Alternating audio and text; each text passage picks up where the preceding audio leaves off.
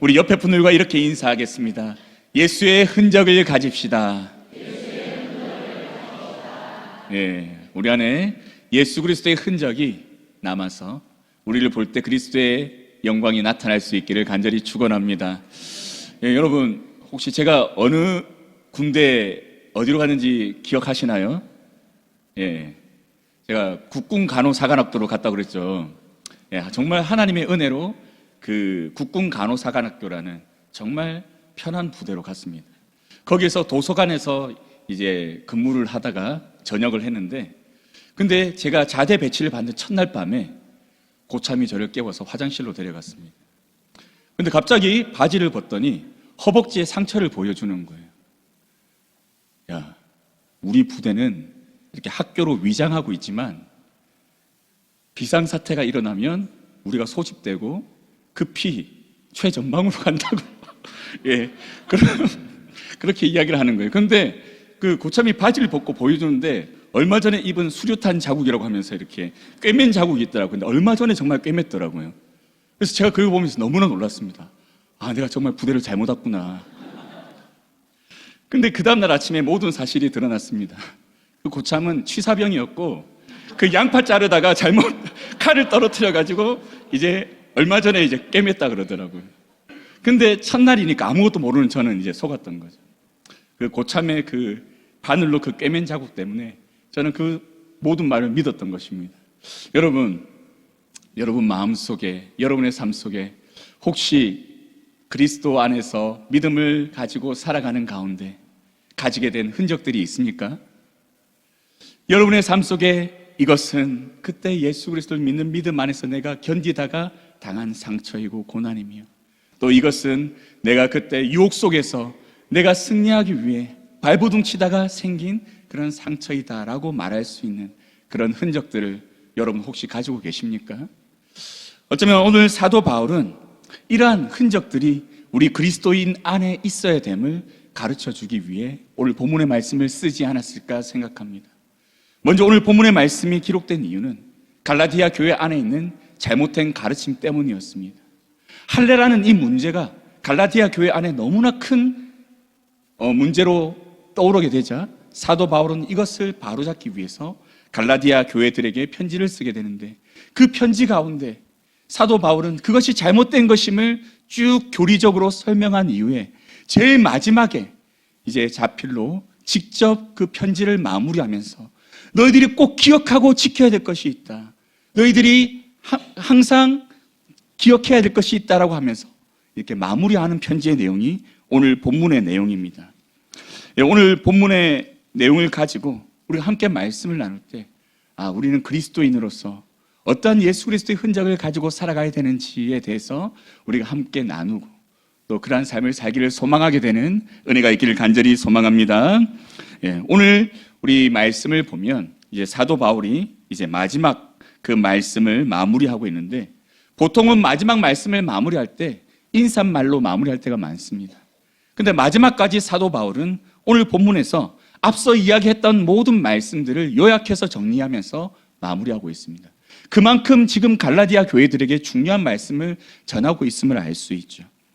그런데 이 갈라디아서 말씀을 보면 처음 시작도 사도 바울이 급히 본론으로 들어가면서 갈라디아 교회들에게 전하고자 하는 메시지를 꺼내는 모습을 볼 수 있습니다. 우리 먼저 갈라디아서 1장 1절에서 3절 말씀을 먼저 읽겠습니다. 시작.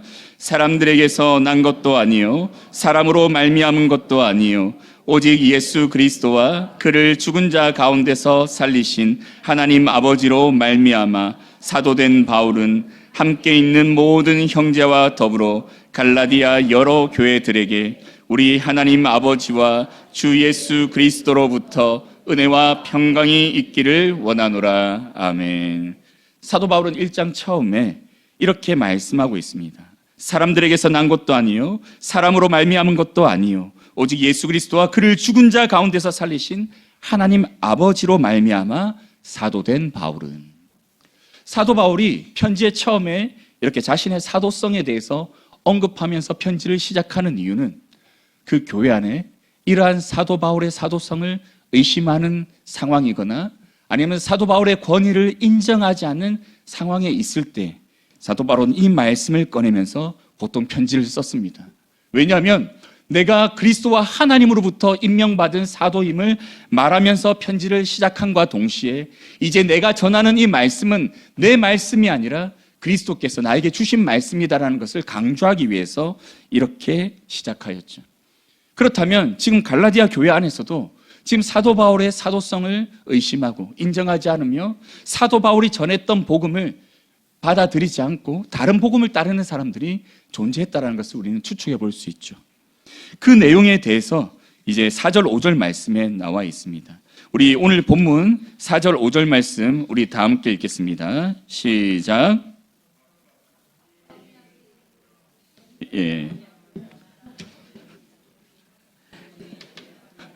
우리 말씀 성경 보면서 우리 다 함께 읽겠습니다. 시작.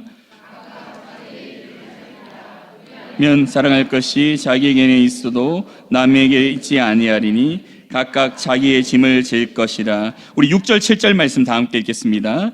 가르침을 받는 자는 말씀을 가르치는 자와 모든 좋은 것을 함께하라. 스스로 속이지 말라. 하나님은 업신여김을 받지 아니하시나니 사람이 무엇이든지 심지 그대로 거두리라. 아멘. 죄송합니다. 제가 이 말씀을 잘못 줬네. 16 우리 1장인데 1장 6절 7절인데 제가 말씀을 잘못 드렸습니다. 1장 6절 7절 우리 다 함께 읽겠습니다. 시작. 그리스도의 은혜로 너희를 부르신 이를 이같이 속히 떠나 다른 복음을 따르는 것을 내가 이상하게 여기노라. 다른 복음은 없나니 다만 어떤 사람들이 너희를 교란하여 그리스도의 복음을 변하게 하려 함이라. 아멘. 사도 바울이 인사를 마친 이후에 바로 본론으로 들어가면서 이제 말씀을 전하게 되는데 그 내용이 뭐냐면 그리스도의 은혜로 너희를 부르신 이를 이같이 속히 떠나 다른 복음을 따르는 것을 내가 도저히 이해하지 못하겠다. 너무 이상하다. 너희들 왜 그렇게 했느냐라고 지금 질문하면서 본론을 시작하고 있죠. 그러면서 사도 바울이 못 받고 있습니다. 7절에 다른 복음은 없다. 오직 예수 그리스도의 복음밖에 없다. 그러니 너희들은 이제 예수 그리스도의 복음으로 다시 돌아가라라고 지금 말하고 있죠. 다른 복음을 전하는 이유는 어떤 사람들이 너희를 교란하여서 그리스도의 복음을 변하게 하려 하기 위함이다. 너희를 현혹하기 위함이다라고 지금 말씀하고 있습니다. 사도 바울이 지금 얼마나 급한 마음으로 갈라디아 교회 성도들에게 편지를 쓰고 있는지 우리가 알 수 있는 내용이죠.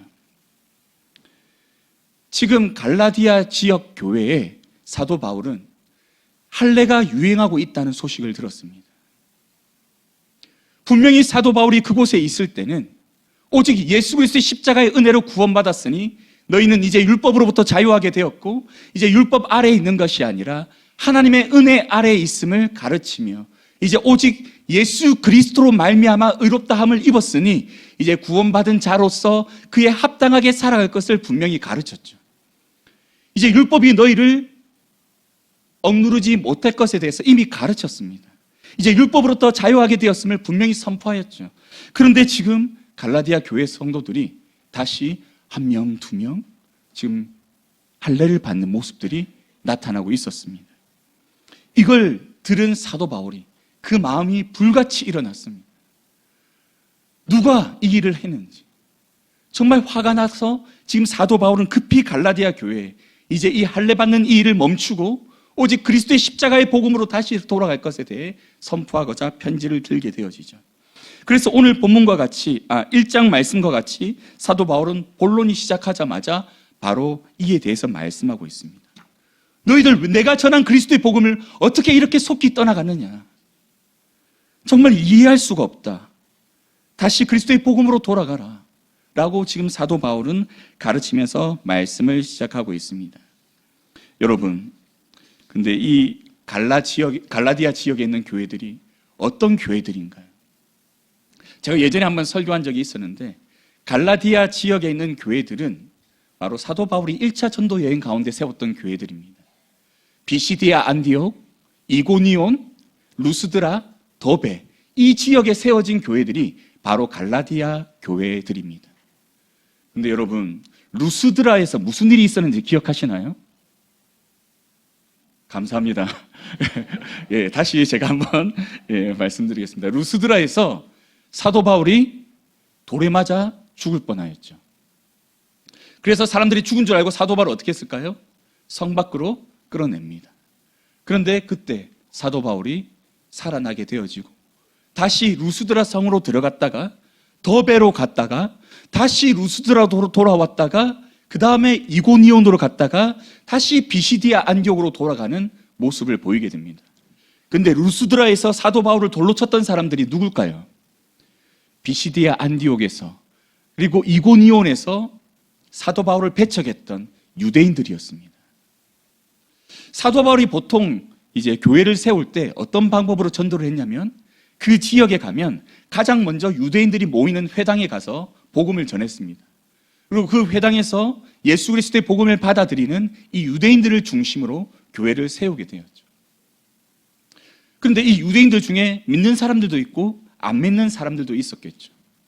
그런데 이 믿는 사람들끼리 모여서 교회를 세우고 신앙생활을 하는데 이러한 가운데 이방인들이 교회 안으로 들어오기 시작했습니다. 그런데 여러분, 안 믿는 유대인들, 그 유대인들이 같은 유대 사회 안에서 이 그리스도인들과 살아갈 때 이 그리스도인이라고 불리는 이 유대인들이 이방인들과 함께 교제하는 것, 식사하는 것, 이것을 그들이 비난하고 멸시하기 시작했습니다. 그러므로 인해서 유대 공동체 안에서 소외되기 시작했죠. 그러자 교회 안에서 어떤 일이 이날은 일어나기 시작했냐면 이 이방인과 교제하는 것을 그래도 합법화하는 그런 모양을 갖추기 위해서 어떻게 하였냐면 이방인들로 하여금 자꾸 할례를 받으라고 권유했습니다. 야, 너희들이 할례 받으면 우리랑 교제하는 것에 문제가 없어. 야, 예수 그리스도 믿는 것도 중요하지만 할례도 중요해. 우리 유대인들은 다 할례를 받은 민족들이야. 이 할례가 우리 혈통을 상징적으로 보여주고 있어. 우리가 하나님의 백성임을 보여주는 상징적인 표야라고 가르치면서 그들로 하여금 할례를 받도록 종용하였던 것이죠. 이러한 일들이 이 초대교회 가운데, 특별히 갈라디아 지역 교회 가운데 또 나타나고 있었던 것입니다. 이러한 가운데 사도 바울의 마음이 어땠을까요? 복음을 잊어버린 채 거기에 현혹되어서 할례를 받으라고 하는 사람이나 또 할례를 받으라고 권유받았을 때 또 할례를 받는 사람이나 사도 바울의 마음 가운데 얼마나 답답한 마음이 들었겠습니까? 그래서 사도 바울은 지금 이 편지를 쓰고 있는데 이 편지의 마지막에 6장 11절에서 18절 말씀을 친히 친필로 다시 기록하면서 이 말씀, 갈라디아 말씀 전체를 마무리하고 있습니다. 우리 오늘 본문 6장 11절 말씀 우리 다 함께 읽겠습니다. 시작. 내 손으로 너희에게 이렇게 큰 글자로 쓴 것을 보라. 아멘. 오늘 이 본문의 말씀 가운데 11절 말씀을 보면 사도 바울이 내 손으로 너희에게 이렇게 큰 글자로 쓴 것을 보라라고 말씀하고 있습니다. 내 손으로 쓴 큰 글자를 보라. 이것은 사도 바울이 직접 기록하여 크게 썼다라는 의미를 통해서 지금 내가 말하는 이것이 얼마나 중요한 메시지인지를 강조하기 위한 표현이죠. 근데 이때 당시에는 긴 편지를 쓸 때 대필하는 사람들이 많이 있었습니다. 이제 불러주면 옆에서 대필하는 사람들이 있었고, 그로 인해서 그 긴 편지를 이제 쓰게 되었었죠. 특별히 사도 바울은 이제 전승에 따르면 시력이 좋지 않았다는 그런 전승이 있습니다. 그래서 사도 바울은 보통 대필을 자주 이제 하게 되었는데, 그것을 이제 마무리할 때는 본인이 직접 이제 눈이 잘 보이지 않으니까 큰 글씨로 마무리하면서 자신이 전했던 메시지를 정리하곤 했다라고 하는 이야기가 이제 전해지고 있습니다. 자, 그에 따라 오늘 본문을 해석한다면 어쩌면 사도 바울은 지금 이제 마지막 대필로 마무리해도 되는 그 편지 마지막에 이제 자신이 전하기 원했던 그 말씀을 다시 한번 친필로 써서 이 글은 사도 바울이 직접 쓴 말이구나. 사도 바울이 직접 불러줘서 대필했고 이제 마지막에는 사도 바울이 그 힘든 중에도 직접 기록한 글이구나라는 것을 이 편지를 읽는 모든 성도들에게 깨닫게 하고 이 편지를 읽을 때 사도 바울의 진심을 다시 한번 느끼고 그 말씀 안에 복음을 깨달아 돌아가기 원하는 마음으로 사도 바울은 이렇게 하였습니다. 근데 이 마지막 마무리할 때 12, 13절에 사도 바울이 뭐라고 말씀하고 있습니까? 우리 12, 13절 다 함께 읽겠습니다. 시작. 물은 육체의 모양을 내려하는 자들이 억지로 너에게 할례를 받게 함은 그들이 그리스도의 십자가로 말미암아 박해를 머나러 함뿐이라. 할례를 받는 그들이라도 스스로 율법은 지키지 아니하고 너희에게 할례를 받게 하려 하는 것은 그들이 너희의 육체로 자랑하려 함이라. 아멘. 사도 바울은 지금 육체의 모양을 내려 하는 자들이 억지로 너희에게 할례를 받게 하는 이유가 바로 그리스도의 십자가로 말미암은 박해를 스스로 면하고자 하는 목적이다라고 가르쳐 줍니다. 예수 그리스도를 믿는 믿음 안에서 이제 이방인들과 함께 교제하며 교회를 세워가는 이 일을 감당하는 가운데 이제 그들이 이방인들과 교제한다는 이 이유로 유대 공동체 안에서 핍박을 받자 이 핍박을 면하기 위해서 이제 그들로 하여금 할례를 받게 하는 이 일이 일어났음에 대해 사도 바울이 지금 말해주고 있죠.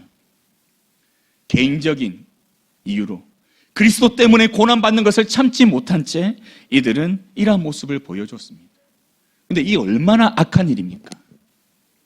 그들도 예수 그리스도의 은혜로 십자가의 의로 말미암아 구원받았음을 들었음에도 불구하고 이제 할례를 받아야지만 구원받는다는 거짓 교리를 그들에게 가르치고 그것에 속아서 할례를 받는 이방인들이 점점 많아지고 있었다라는 사실입니다. 이러한 악한 일을 하면서도 자신이 그리스도로 말미암아 받게 되는 핍박을 면하게 되는 것에 안도하고 있는 이 모습을 볼 때 얼마나 사도 바울이 분노하였겠습니까? 그리고 13절에 이렇게 말합니다. 할례를 받은 그들이라도 스스로 율법은 지키지 아니한다. 할례를 받았지만 그들은 율법은 전혀 지키지 않는다. 그들의 삶 속에 하나님 앞에 거룩은 전혀 없다. 그러나 그들이 너희로 하여금 할례를 받게 하는 이유는 나로 해서 이렇게 이방인들이 많이 할례를 받았다라고 자랑하는 이 자랑거리로 삼기 위해서 마치 지금 저는 많이 전도했어요. 저는 1년에 100명 정도 했어요. 200명 정도 했어요. 이런 자랑거리가 되는 것처럼 이 사람들이 많은 사람을 할례받게 해서 유대 공동체 안에 이렇게 들어오게 만들었다라는 이런 자랑거리로 삼기 위해서 이러한 일을 했다라고 지금 사도 바울은 말하고 있습니다. 이러한 일들이 사도 바울이 생명을 다해서 세웠던 그 교회 안에 일어나고 있으니 사도 바울은 마음이 급할 수밖에 없었습니다. 사도 바울이 루스드라에서 돌을 맞은 이후에 더베로 갔다가 다시 돌아와서 이고니온과 또 비시디아 안디옥으로 돌아갔던 이유가 무엇일까요? 자신을 돌로 쳤던 사람들이 있는 그곳에 왜 돌아갔을까요? 자신을 돌로 쳐서 자신이 죽은 줄로 알았던 그 사람들이 돌아가서 소문을 내지 않았겠습니까? 너희에게 예수 그리스도를 전했던 그 사도 바울은 죽었다. 우리가 돌로 쳐서 죽였다라고 말하지 않았겠습니까? 이 소식을 들은 그 교회의 성도들이 얼마나 많은 낙심과 절망에 빠졌겠습니까? 그것을 생각할 때 사도 바울은 다시 이고니온과 비시디아 안디옥으로 가지 않을 수 없었습니다. 낙심해 있는 성도들을 생각할 때 참을 수 없었던 것이죠. 그래서 자신을 돌로 쳤던 사람들이 있는 곳이지만 사도 바울은 그곳으로 돌아가서 자신이 여전히 살아있음을, 하나님이 내 생명을 지켜주셨음을, 그리스도께서 살아계심을, 나를 통해서 이 복음을 끝까지 전하게 하기 원하심을 그들에게 선포하고 가르쳐주며 자신이 전한 복음이 거짓이 아니라는 것을 다시 확인시켜주는 그 작업을 하였습니다. 그렇게 해서까지 사도 바울이 세웠던 교회들이 이 갈라디아 지역들의 교회이죠. 그리고 그런데 그 교회들이 지금 거짓된 진리 앞에서 무너져 가고 있었습니다. 이것을 안타깝게 여긴 사도 바울이 이제 급히 편지를 쓰며 또 마무리할 때 이렇게 고백하고 있습니다. 우리 14, 15절 말씀 우리 다 함께 읽겠습니다. 그러나 내게는 우리 주 예수 그리스도의 십자가 외에 결코 자랑할 것이 없으니 그리스도로 말미암아 세상이 나를 대하여 십자가에 못 박히고 내가 또한 세상을 대하여 그러하니라. 할례나 무할례가 아무것도 아니로되 오직 새로 지으심을 받은 것만이 중요하니라. 아멘. 사도 바울은 자신은 오직 그리스도 십자가 외에 자랑할 것이 없다라고 말씀합니다. 사도 바울이 이렇게 고백한 이유가 있죠. 자신이 구원받은 것은 오직 그리스도 십자가에 빼면 아무 근거가 없다라는 말입니다. 오직 예수님 때문에 자신이 영원한 생명을 누리게 되었기 때문에 이제 사도 바울은 그리스도의 십자가 빼고는 자신에게 남는 것이 아무것도 없음을 고백하며 오직 자랑거리는 그리스도의 십자가밖에 없음에 대해 고백하고 있습니다. 그리고 사도 바울이 추가로 말하는 게 있죠. 14절에 그리스도로 말미암아 세상이 나를 대하여 십자가에 못 박혔다. 내가 또한 세상에 대하여 그러하다라고 고백하고 있습니다. 여러분, 사도 바울이 세상이 나를 대하여 십자가에 못 박혔다라는 이 표현을 쓰는데 이것이 무슨 표현이냐면 그리스도로 말미암아 이 일이 일어나는데 내가 예수 그리스도를 믿고 나니까 세상의 것들이 갑자기 천해 보이고 가치 없이 여겨지고 세상의 것들을 나도 모르게 이제 멸시하게 되어지고 그로 인해 세상의 것보다 하나님 나라의 것을 사랑하게 되었음에 대해서 지금 이렇게 표현하고 있는 말씀입니다. 예수님을 만나고 나서 십자가의 은혜로 구원받았음을 깨닫고 나니까 이제 세상에 있는 이 모든 것이 가치 없이 여겨지면서 이제 오직 사도 바울에게는 십자가밖에 남지 않았던 것이죠. 그러니 십자가만 있는 그 삶 속에는 세상의 모든 것이 이제는 눈에 차지 않았습니다. 아무런 가치가 없었습니다. 그리고 또 사도 바울도 이렇게 고백합니다. 내가 또한 세상에 대하여 그렇게 십자가에 못 박혔다라고 말합니다. 이 말씀은 무슨 말씀이냐면 세상도 나를 이제 그렇게 보기 시작했다라는 말입니다.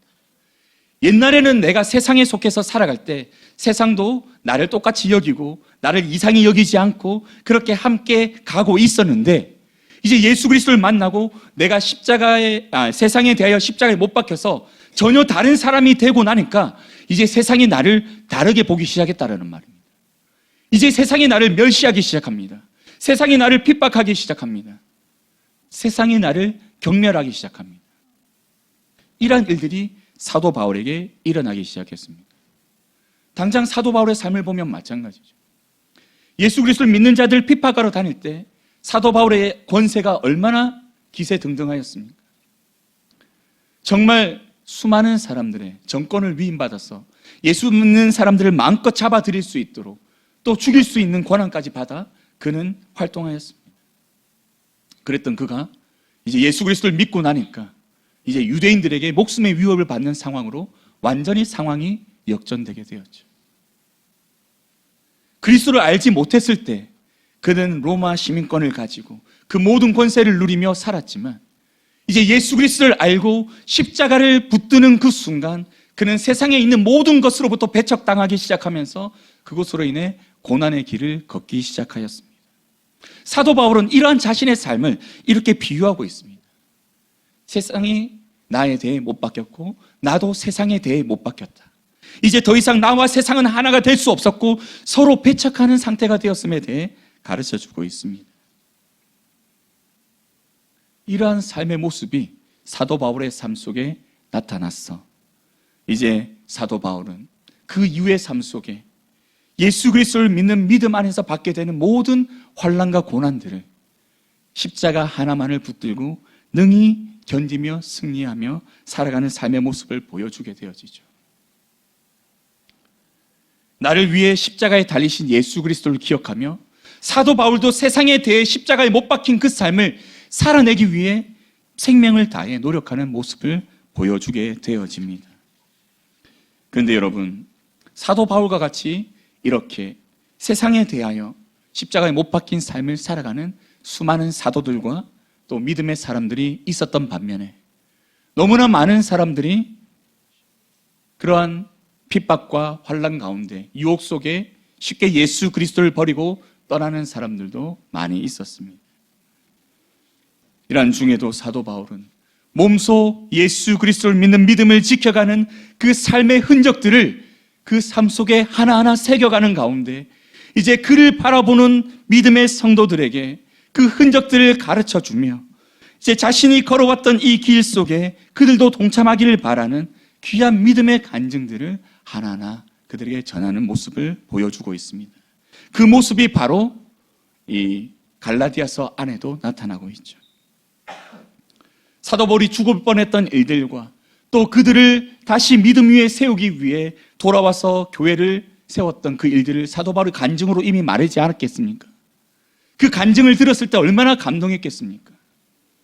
그들도 다 알고 있는 이 사실, 목숨의 위협을 받는 이 땅 이곳에 다시 돌아와서 자신들에게 예수 그리스도의 복음을 다시 견고히 심어주기 위해서 애쓰는 사도 바울의 그 사랑, 그 얼굴과 몸에 난 그 돌에 맞은 그 흔적들이 그들에게는 바로 사도 바울의 삶을 통해서 보여지는 예수 그리스도께서 살아계신 예수의 흔적이었습니다. 그리고 이러한 흔적을 가지고 살아가는 자의 삶은 아까도 말씀드렸다시피 세상에 대해서는 죽은 것 같은 삶을 살 수밖에 없습니다. 왜냐하면 세상과 다르거든요. 세상의 기준과 세상의 목적과 세상의 가치관과 다르기 때문에 전혀 다른 삶을 살 수밖에 없습니다. 그래서 사도 바울은 고린도 후서 6장 8절에서 10절에 이렇게 고백하고 있습니다. 우리 다 함께 읽겠습니다. 영광과 욕됨으로 그러했으며 악한 이름과 아름다운 이름으로 그러했느니라. 우리는 속이는 같으나 참되고 무명한 자 같으나 유명한 자요, 죽은 자 같으나 보라 우리가 살아있고 징계를 받은 자 같으나 죽임을 당하지 아니하고 근심하는 자 같으나 항상 기뻐하고 가난한 자 같으나 많은 사람을 부유하게 하고 아무것도 없는 자 같으나 모든 것을 가진 자로다. 아멘. 여러분, 세상 사람들이 우리를 봤을 때는 우리를 어떻게 여길까요? 거짓말쟁이로 여깁니다. 천국이 어디 있어? 구원이 어디 있어? 예수 그리스도는 실존하는 인물이 아니야 라고 말하죠. 하지만 우리는 끊임없이 그들에게 외치죠. 하나님의 나라는 존재하고 하나님은 지금 우리를 다스리고 계시며 예수 그리스도는 2000년 전에 실제로 인간의 몸을 입고 이 땅에 오셔서 우리를 위해 십자가의 대속의 은혜를 베풀어 주셨어라고 말합니다. 그런데 우리의 말은 세상에게는 거짓말로 들립니다. 그러나 하나님 앞에서는 이것이 어떻게 여겨질까요? 참되게 여겨지죠. 우리 고린도후서 우리 9절 말씀 좀 띄워주시겠습니까? 그리고 우리가 세상에 대해서는 어떠한 자입니까? 무명한 자, 이름 없는 자, 불쌍한 자입니다. 그런데 하나님 앞에서는 어떤 자일까요? 유명한 자. 하나님이 우리의 이름을 아시고 기억하시는 자가 바로 우리들입니다. 그리고 세상에 대해서는 우리는 어떤 사람인가요? 죽은 자, 멸망받을 자, 저주받을 자와 같이 여겨집니다. 하지만 우리는 하나님 앞에서는 어떤 자로 살아가나요? 살아있는 자로, 생명을 가진 자로 살아갑니다. 그리고 세상이 우리를 봤을 때는 어떤 모습으로 살아갑니까? 징계를 받은 자. 야, 어떻게 저 예수 믿고 저렇게 살아가? 왜 저렇게 힘들게 살아? 새벽마다 교회 가고 주일 하루 종일 교회에 있고 또 수요일 금요일마다 예배 드리고 우리 편안하게 쉬고 여행 다니고 하는 이 행복한 삶을 왜 저 사람들은 포기하며 살아가는 거야? 왜 스스로 그 삶을 힘들게 하는 거야? 괴롭게 하는 거야? 라고 그들은 생각하며 우리의 삶을 바라볼 때 마치 징계받은 것 같은 그런 사람으로 여기죠. 그러나 하나님 앞에서는 어떤 존재인가요? 영원할 생명을 가진 죽임을 당하지 않는 그런 하나님을 사랑하는 자로서 여겨집니다. 그리고 세상을 우리를 보면 맨날 근심하는 것 같고 우리가 괴로운 것 같지만 하나님 앞에서는 기뻐하는 자로 여김을 받으며 세상이 봤을 때는 우리가 가난한 것 같고 불쌍한 것 같지만 하나님께서는 우리를 통해서 이 세상을 부유하게 하는 귀한 사명을 감당하게 하시는 은혜로 채워주실 줄 믿습니다. 세상이 봤을 때 우리와 하나님 앞에서의 우리의 모습은 완전히 다르게 되죠. 그렇다면 사도 바울은 어떠한 삶을 살았을까요? 하나님 앞에서 살아갔죠. 세상에 대해서 죽고 하나님 앞에서 사는 삶을 살았습니다. 그렇다면 우리는 어떠한 삶을 살아야 될까요? 우리도 세상에 대해서 죽고 하나님 앞에서 살아가는 삶을 살아가야 되겠죠. 그러면 우리가 세상에 대해서 죽은 삶을 살아간다면 우리의 삶이 편해야 될까요? 힘들어야 될까요? 힘들어야 됩니다. 세상이 우리를 무명하게 여겨야 됩니다. 세상이 우리를 죽은 것 같이 저주받을 자 같이 여겨야 됩니다. 세상이 우리를 징계받은 자 같이 욕하며 저주해야 됩니다. 그리고 매일매일 우리는 근심하며 살아가야 합니다. 그리고 가난한 자같이 이 땅 가운데 살아가는 삶의 모습이 우리에게 나타나야 된다는 거죠. 왜 그럴까요? 예수님께서 그렇게 사셨기 때문입니다. 예수님은 왕으로 이 땅에 오셨음에도 불구하고 그분이 이 땅에 오시는 줄 아무도 몰랐습니다. 그래서 하나님이 그 아들이 오시는 것을 천사를 통해서 선포하게 만드셔서 그 몇 명의 사람들이 찾아와서 찬양하는 가운데 탄생하셨습니다. 그러다 예수님은 그 어린 나이에 도망하시죠. 쫓겨다니십니다. 그리고 30살이 되어서야 공생의 사역을 시작하시죠. 그리고 그 공생의 사역 가운데에도 얼마나 많은 사람들이 예수 그리스도를 핍박하며 예수 그리스도를 조롱했는지 모릅니다. 가족들까지도, 이웃들까지도, 고향에 있는 모든 사람들이 요셉의 아들이 아니냐라고, 그럼 그가 뭘 하겠느냐라고 예수 그리스도를 욕하며 손가락질하였죠. 하지만 예수 그리스도는 멈추지 않으시고 우리에게 복음을 증가하시며 십자가에 달리시기까지 우리를 위해 모든 생명을 쏟아 부어 주셨습니다. 그리고 예수님은 그리고 십자가에 달리셔서 그 몸에 흔적을 남기시죠. 양손과 발과 옆구리에 찔린 그 흔적으로 말미암아 예수님은 우리를 사랑하셨고 우리를 구원하시기 위해 죽으셨음을 분명히 보여주시고 남겨주셨습니다. 우리 오늘 본문 17절 말씀 우리 다 함께 읽겠습니다. 시작. 이후로는 누구든지 나를 괴롭게 하지 말라. 내가 내 몸에 예수의 흔적을 지니고 있노라. 아멘. 사도 바울은 예수 그리스도의 몸에 있는 그 흔적을 봤습니다. 여기에서 예수의 흔적이라고 하는 이 흔적이라는 단어는 헬라어로 스티그마라는 단어입니다. 신약 성경에서, 헬라어 성경에서 딱 한 번 사용된 단어입니다. 구약의 헬라어로 번역된 70인역에서도 이 스티그마라는 단어는 오늘 본문에서만 사용되었습니다. 찔린 흔적을 말합니다. 사도 바울은 지금 내 몸에 예수의 그 찔린 흔적, 나를 위해서 십자가에서 못 박히시고 창의 옆구리를 찔리신 그 흔적이 내 몸에도 지금 나타나고 있음을 선포하며 오늘 본문의 말씀을 마무리하고 있죠. 내가 너희를 위해서 이 흔적을 가졌다. 내가 너희를 위해서 보여준 이 흔적을 통해서 그리스도의 흔적을 발견하고 이제 다시는 이 할례와 같은 이 율법에 얽매이지 말고 내가 너에게 전하였던 진리의 복음, 오직 예수 그리스도만을 붙들고 살아가는 이 삶을 지켜내야 할 것이다라고 지금 사도 바울이 선포하고 있습니다. 그리고 이러한 복음의 말씀이 선포되었을 때 갈라디아 교회 성도들은 그 마음 가운데 회개하며 돌이키는 은혜를 경험하지 않았겠습니까? 사랑하는 성도 여러분, 우리도 사도 바울과 같은 이러한 삶을 살아갈 수 있기를 간절히 소망합니다.